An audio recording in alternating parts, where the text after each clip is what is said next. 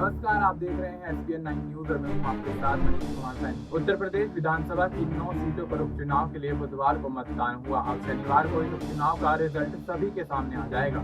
इस बीच Samajwadi party UP की 3 सीटों पर फिर से उपचुनाव की मांग करते हुए प्रशासन पर बूथ कैप्चरिंग का आरोप लगाया है।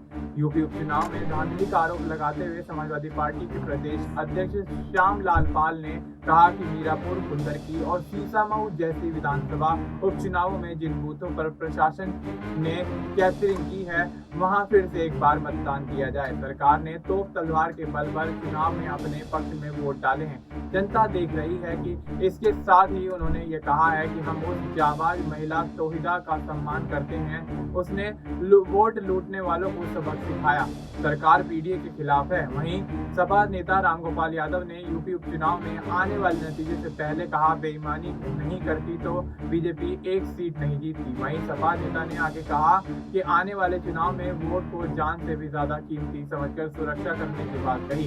इससे पहले रामगोपाल यादव ने यूपी उपचुनाव को लेकर सोशल मीडिया साइट एक्स पर एक पोस्ट लिखा था। इस पोस्ट में उन्होंने लिखा था कि यूपी उपचुनाव समाजवादी पार्टी और संबंधित क्षेत्रों के जिलाधिकारियों और पुलिस अधिकारियों के बीच थे, न कि सपा और बीजेपी के बीच। इस तरह का नंगा नाच पुलिस ने उपचुनाव में खासकर मीरापुर, कुंदरकी, सीसामऊ और कटहरी में किया है, वह लोकतंत्र के लिए खतरे की घंटी है।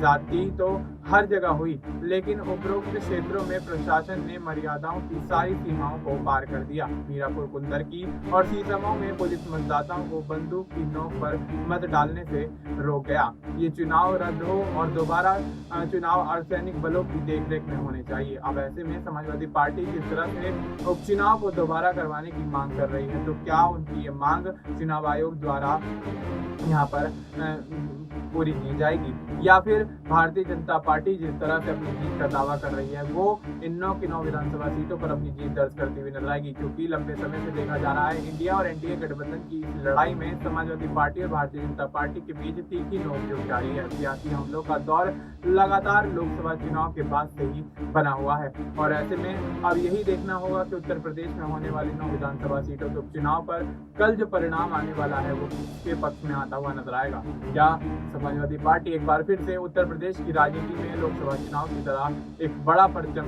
जीत का लहराती हुई नजर आती है, या फिर भारतीय जनता पार्टी लोकसभा चुनाव में अपनी करारी शिकस्त का खामियाजा यहाँ कहीं ना कहीं पूरा करती हुई नजर आती है। देखना यही होगा कि उत्तर प्रदेश के उपचुनाव के परिणाम में किस तरह के समीकरण बनते हुए नजर आएंगे, जिसके आधार पर कहीं ना कहीं विधानसभा चुनाव की नींव रखी जाएगी। फिलहाल आपको इस मुद्दे पर क्या कुछ लगता है, आप अपनी राय हमें कमेंट करके बता सकते हैं। बस देश और दुनिया से जुड़ी तमाम जानकारी के लिए आप देखते रहिए।